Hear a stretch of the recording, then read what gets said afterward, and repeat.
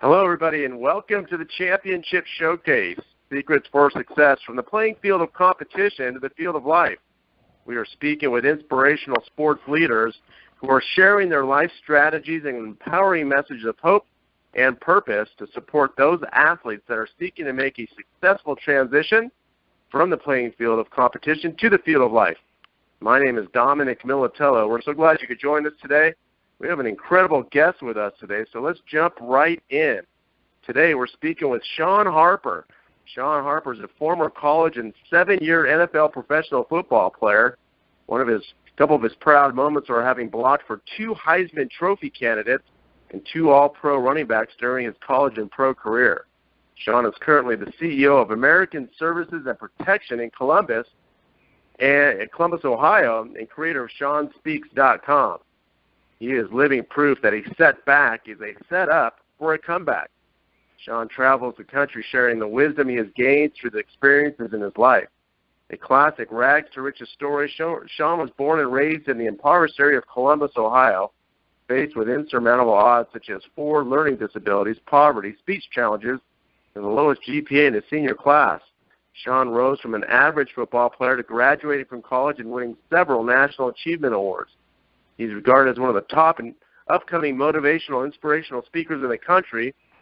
And one of his life statements is, you're not born winners or losers, you're born choosers. You can see why we're so thrilled to have Shawn with us today. Shawn, welcome to the Championship Showcase.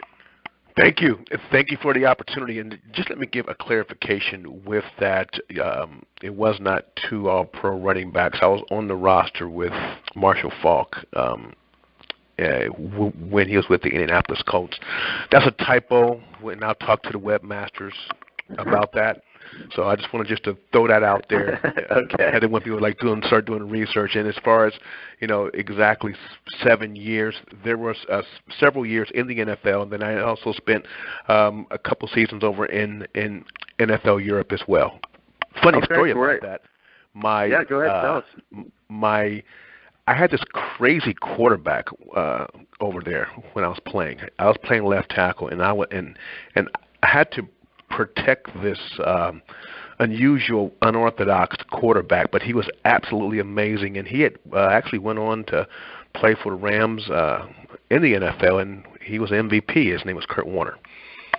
So.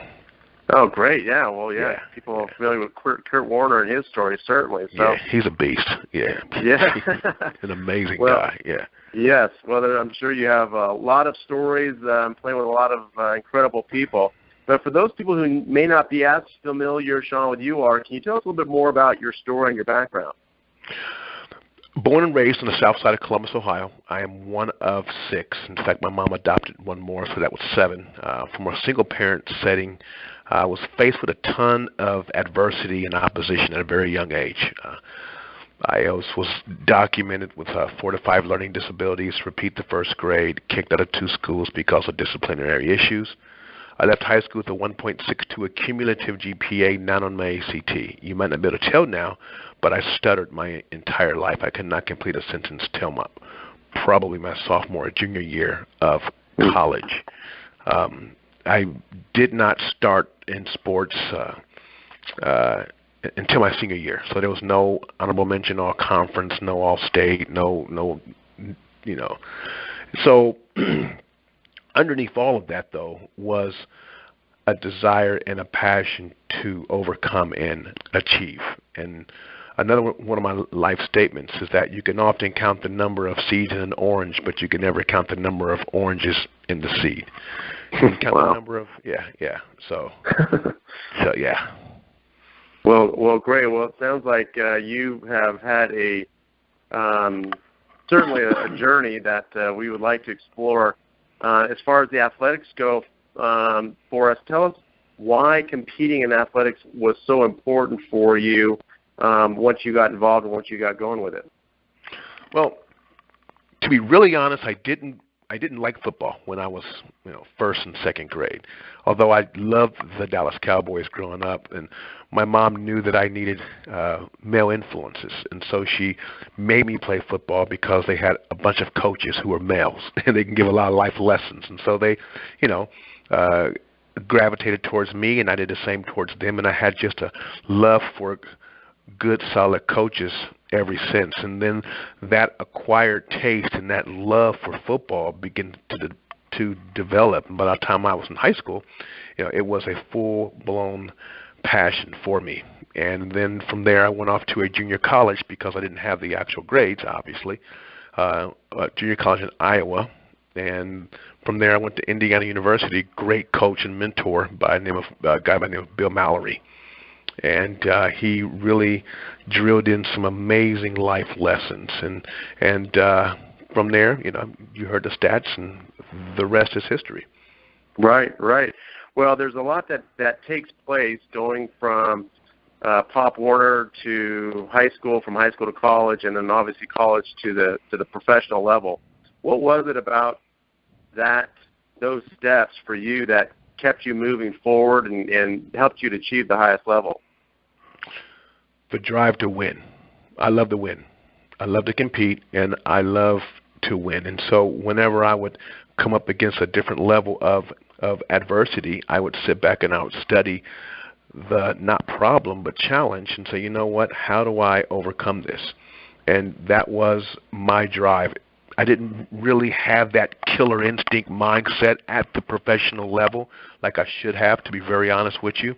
But I had a roommate. His name was Zach Crockett. He played like 11 years, I believe, and he had that. And so I used to kind of feed off of him. We were roommates in 1995 and a couple of years after that, and I would really feed off of Zach and to help carry that, and I have to be really honest with that. I was too busy trying to survive the league, and Zach was trying to thrive in the league, and I really learned a lot of life lessons as a result of that. Yeah. Okay, great. Well, those life lessons are really what we're looking for. Tell us a little bit about as your career started winding down, or as you came to the realization that at some point you weren't going to be able to play forever. What was going through your mind then, and what were your thoughts then? Looking for my exit, picking my exit points. I've always wanted to leave the game on my terms, or to be prepared to leave the game on my terms, or have an adequate exit strategy. Football is a business in the facade of a sport, and you're there to solve a problem. And the moment they deem that you're unable to solve their problem, then you become the problem, and then they will deal with you accordingly. And I realized that. I got mentored with the Rams by a guy named Mike Pagel, and he taught me a lot about trying to make not just a team, but to make the NFL. It's a difference. Great organization. NFL is absolutely amazing, but it's a business. And I saw the telltale signs, and I started to make preparations, and I was able to make a successful transition. Was it easy? No. Was it painful? Yes. Was it long? Yes. But I was able to make that transition because I realized that the season was coming to an end, and it's a reality that I had to face. It's not going to face me. I'm going to face it. Did you have an idea that it was coming to an end? You said the season, but were you trying to continue your career, or did the organization have you say, Shawn, we're going to go in a different direction next year? Yeah. And tell us about that. They're always going in a different direction. When you bring in a different coaching staff, it's a different direction. You bring in another offensive coordinator, it's a different direction. They're always looking for that edge. And when I mention the word season, what I'm talking about is not an actual football season, but the season of life. Gotcha. And if you're in tune with who you are, then you begin to discern when that season is shifting. And when that opportunity comes, it's like, you know what, it's time for me to make my exit. It's time for me to go. And you have to man up, or if there's ladies out there, woman up, and step off that ship and step onto another opportunity. Yeah, did you have preconceived notion that the transition would be easy, and were you surprised by what showed up? Yeah, I I had no idea that it would be this tough, to be really honest. Had I knew that it was going to be this tough, I would have prepared a lot more. It is a tough transition because football was basically embedded in my DNA since the second grade. I was playing football since like second grade. Mm-hmm. And so then all of a sudden one day it stops. And so the actual soft skills that other people develop over the years, you don't develop. Remember, you're told when practice starts. You know the actual flow of practice. Every team has basically the same schedule. Individual drill, 9-on-7, 1-on-1, team. Everything is done sequentially. Everything is done in order. And then all of a sudden, it stops. It stops. You're not being, you're being looked at in a different light. People don't really know how to relate to you. You may have problems relating to people because you're not the NFL football player no more. You are Shawn Harper. You are James Fields. That's it. And that image of the NFL is gone. So you have to have a strong sense of identity to carry you through the process. And to be really honest with you, a lot of players, they don't leave the game. They stay close to it. They may get into coaching or doing this because it is a tough transition. And I know players firsthand who've not made that transition very well. Right, and that's really what this summit's all about, Shawn. So talk to us a little bit about any mentors you had or support you had as you were going through this. Did you have a support group around you, or were you out there on an island by yourself going through this process? No, I did not have support from former players. I have a very close family, a very influential family. I got married soon after. I leaned on my wife. I'm not proud of that. And she was a strong support. But I tell you what I did that really helped me is that I turned life into football. Very interesting perspective, because a lot of people and programs are like, well, it's time for you to hang up the cleats and you're going to come into the business world and this is how you blah, blah, blah. Yeah, it's like, no. 0.02%, according to some stats, of athletes ever make it to the NFL. I'm like, I am an elite individual. Yes. I am a machine. Okay, my training table starts at, not training table, treatment for me starts at 5:30 in the morning, and I'm at the practice facility till 5 o'clock that night. You don't do that. I train nonstop, mentally, physically. I have to have a short memory because of all the mistakes that I've made. I'm going to turn life into a playing field, so my suit is my uniform. And, so the actual manual, that's my playbook. And so everything in football, I just gave a corresponding attachment in the real world. And so, no, I'm not going to lose this because I come from probably one of the greatest business models in the history of the world. That's the NFL. And so I'm like, why do you want me to shed that? No, I'm going to use that to my advantage. Right, and there's a lot of those skills that you're talking about are transferable. There are, however, some that don't transfer, and you can't. I was talking with another guest recently, where in the locker room or on the playing field, you're slapping each other on the back on the backside, but in the office, you can't necessarily do that, right? If you mess up on the football field, coach is going to give you a hug and say, "Hey, listen, get them next time." Not in the office, they're not going to do that. How are you able to translate those skills that weren't transferable and come up with those skills that you needed to work in everyday life? Well, let me give you an example of that. I own American Services and Protection. I have a number of security officers, and I do security consulting, and I have a support staff. And so When I first got out of the league, I mean, I'm just being real honest and frank and open. It was tough because I'm talking to people who work for me like a coach would talk to them. Like, you know what? Get this done now, or I'm going to find someone who's going to get it done because I don't have time to be worried about your problems. I mean, I'm just like a drill sergeant. I'm like, I expect results. I mean, I want results. Come to my meeting with I mean, by default, I'm already angry. Okay, so come to here with results or go home. You know, it's so funny, and people are quitting. People are like, I just have so much pressure here. I'm like, pressure is a good thing. And I'm just like, I'm killing it for years. And then I realized, I said, most professional athletes are a certain personality type. Some call them D, and Danny Johnson says that they're rubies, or they're just there's 4 basic personality types. And so I began to do a lot of research. And if you act this way towards a certain personality type, they're going to clam up. If you act this way towards another personality type, they're going to welcome it.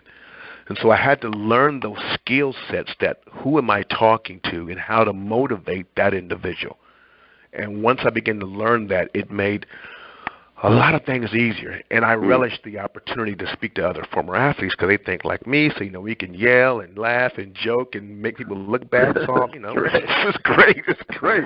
I'm home, But corporate, no, it's different, altogether different. Best practices and stuff, like whatever. Right. Well, how did you get started with your company? Was that something you had been interested in while you were playing? Did somebody come up to you with an opportunity? Tell us about how that started. It was a buy-in, and I had an opportunity to buy into the family company, and I was they were operating it, and I had ownership of it. And in 2004, I took control of the full company. And so I've been working with this for about over 10 years. And before I go any further, I have to say this. Had it not been for my relationship with God, none of this would happen. And I hope that doesn't offend anyone, but to succeed in life, you need 3 points. And point number 1 is you have to know where you're at. You got to deal with reality. Point number 2 is you got to know where you're going. That's your vision. And point number 3, to triangulate your life effectively, you have to have a source that's unmovable and that is more consistent than the rising and the setting of the sun. And when you have those 3 points, then you can effectively triangulate your life. You always know where you're at. And so that unmovable point for me was God. So I got to say. Now, I appreciate that. Now, we talked about it in the opening and intro. You have a statement where you say you're not born winners or losers. You're born choosers. Tell us where that comes from. Well, I actually used to travel with former athletes, and we would speak in schools, and that was like our tagline. You're not born winners or losers. You're born choosers. But that is so true.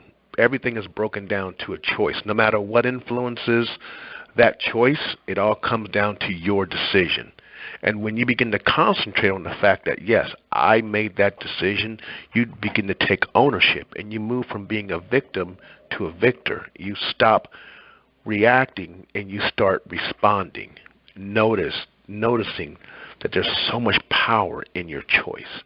Every choice that you make, there's power in that. You make the choice, and the choice chooses the consequences. Wow, good stuff. Good stuff.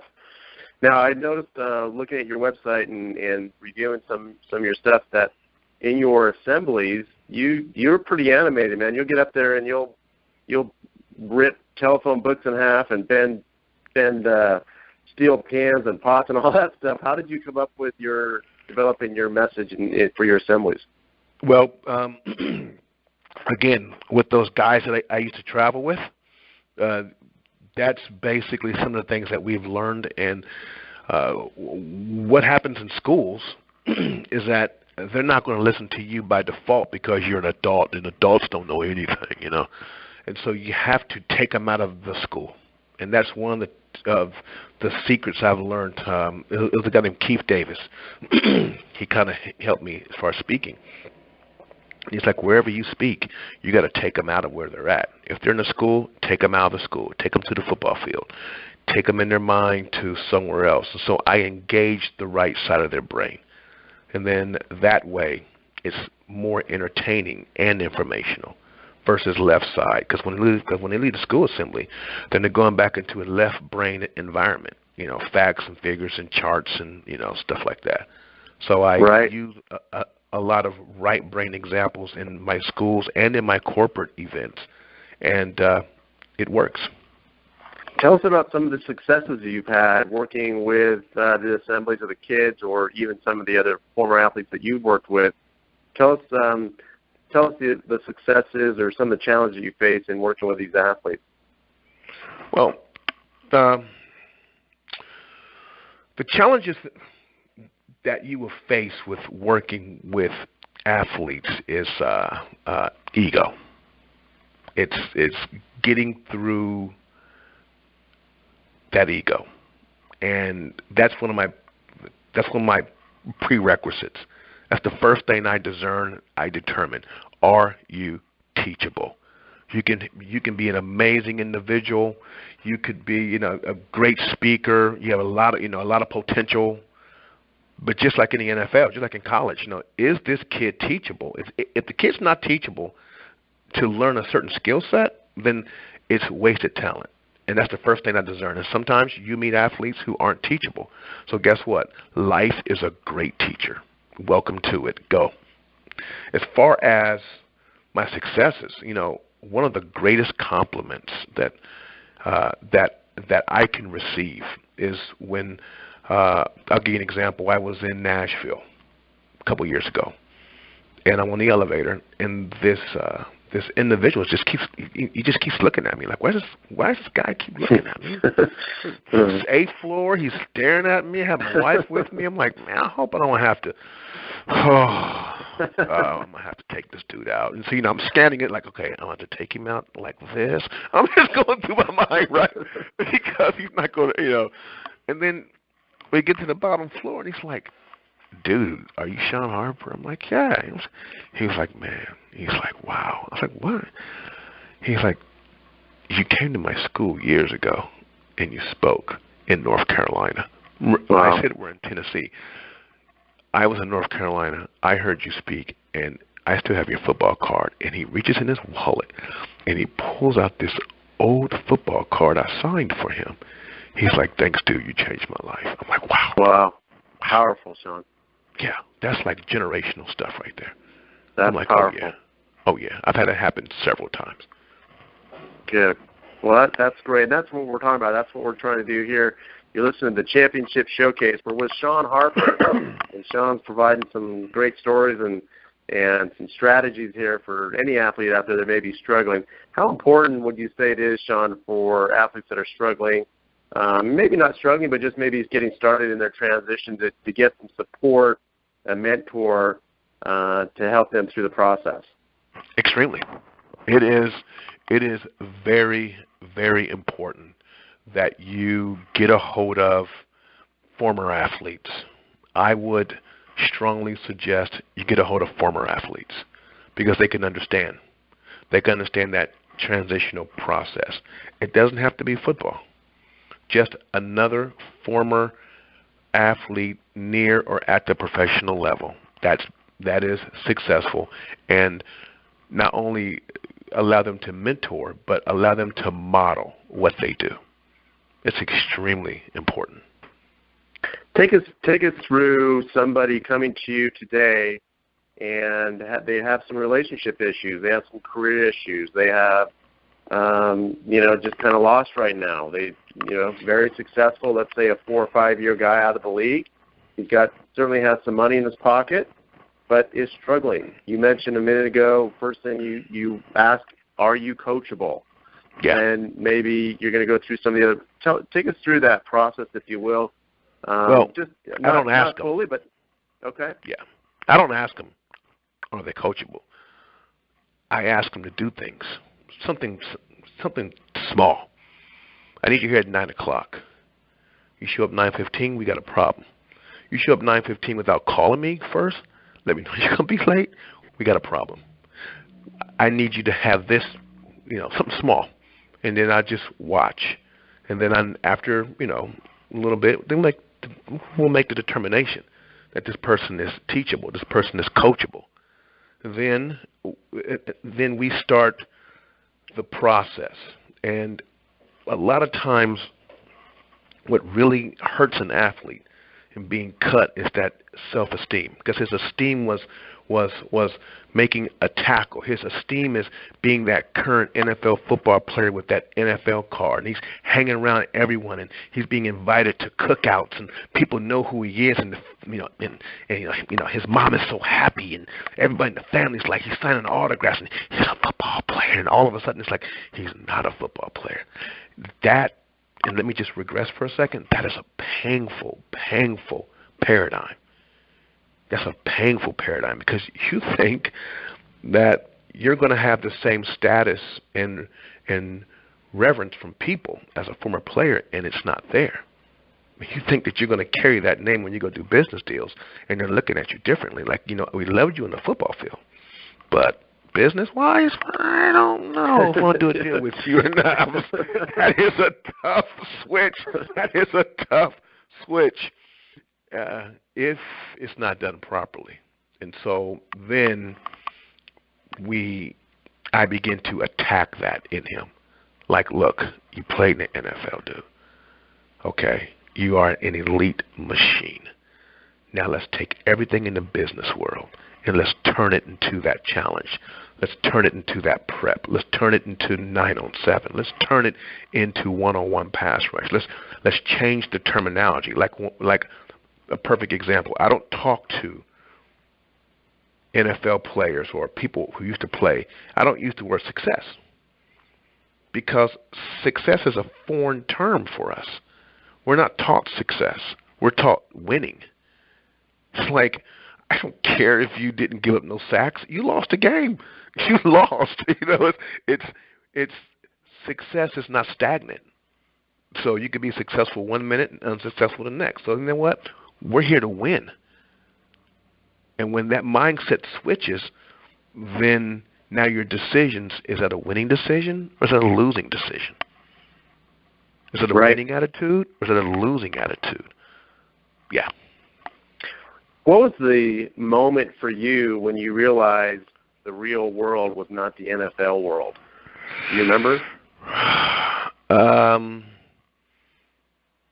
When I started losing bids, and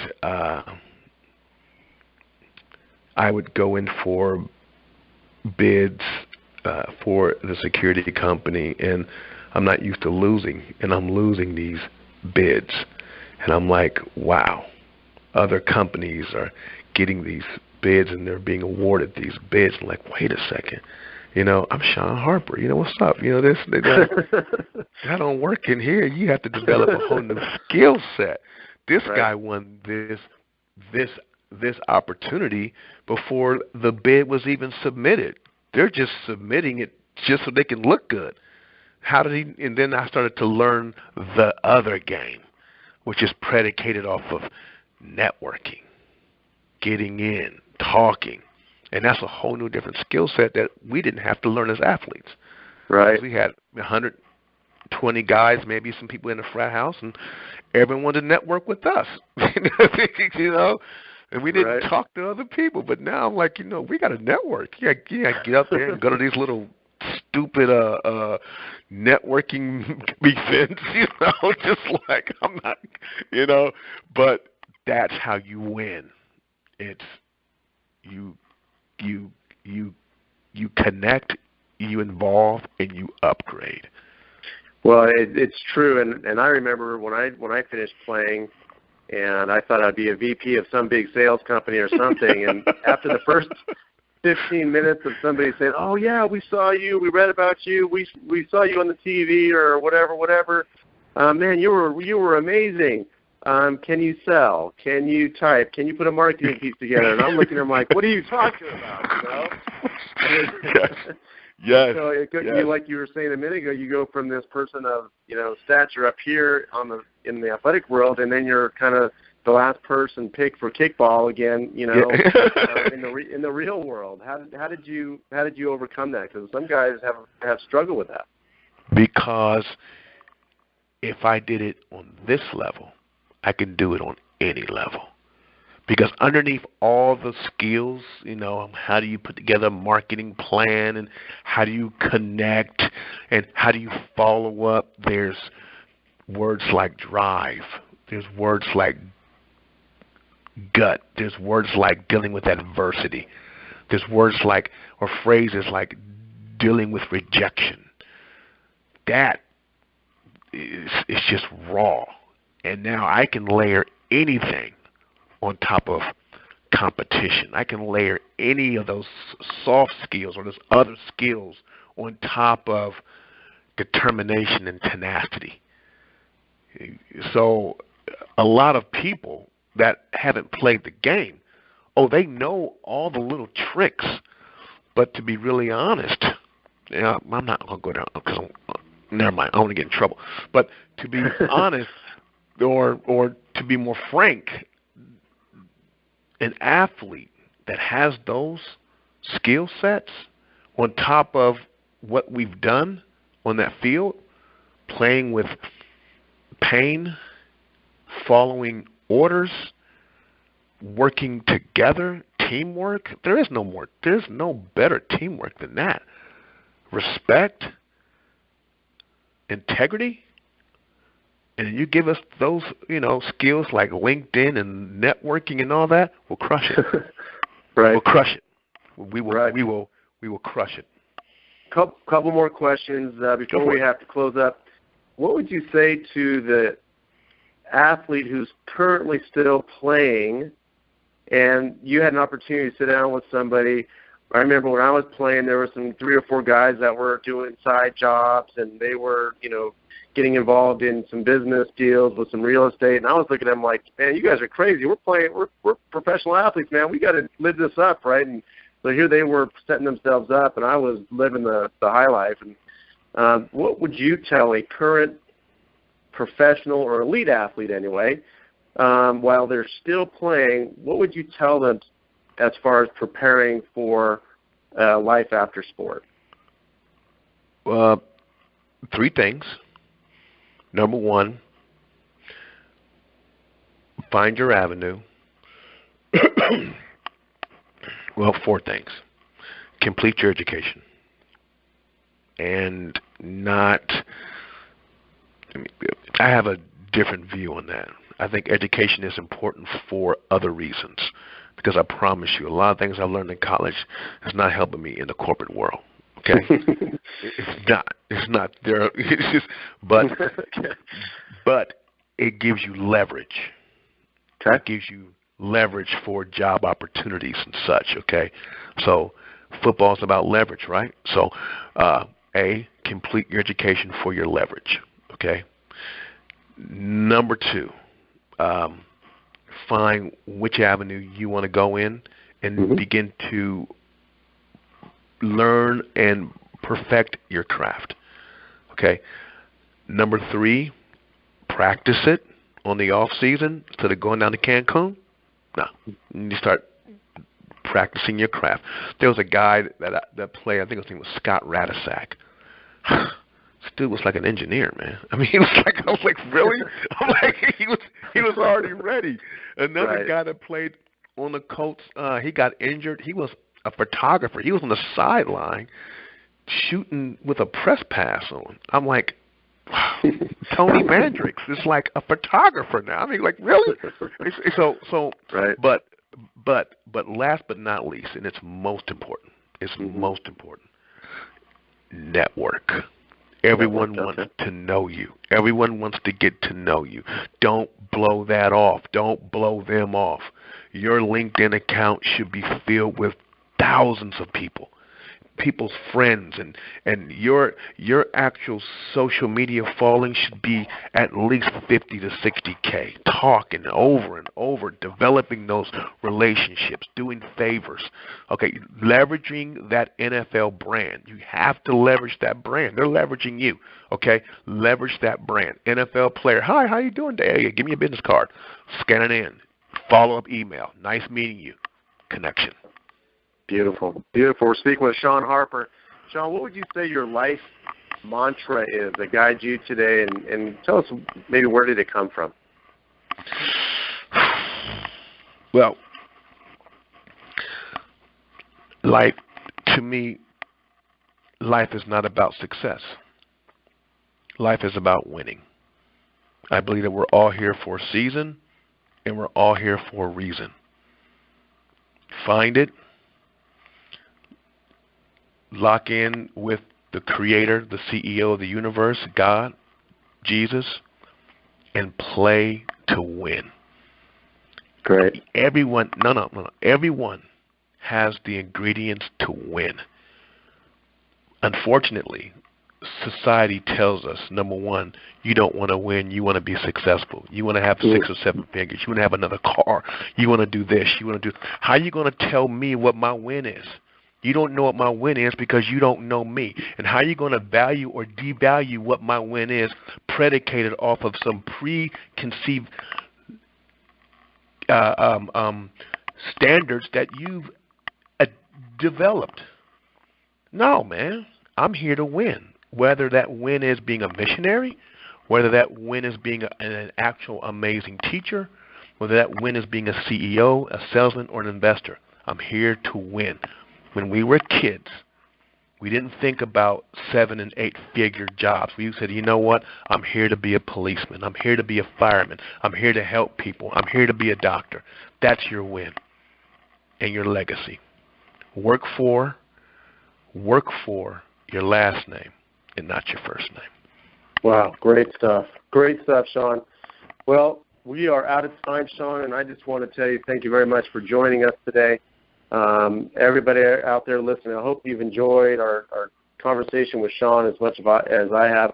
Any last or closing thoughts, Shawn, before we sign off here? Wonderful stuff. You know what? No, I think I said it all. However, if you need to get, well, I said enough. I didn't say it all. If you need to get in contact with me, that's ShawnHarper.org, Shawn with a W, or ShawnSpeaks.com.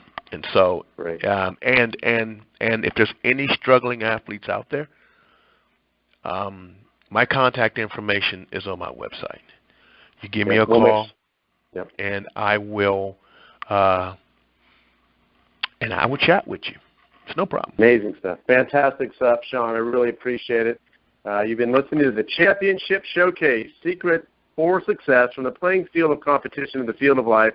We want to thank Shawn Harper for joining us. We encourage all of you out there who feel you might need some assistance through your career transition. Please get the necessary help you need. You have purpose, and you have value. For now, we wish you all the best always. Shawn, thanks again. We'll talk to everybody soon. Thanks so much, everybody. All right. Take care.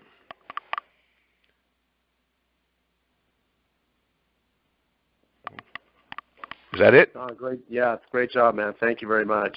Well, man, that was fun. That was cool. No problem at all. Great stuff, man. I really appreciate it. A lot of great, valuable information.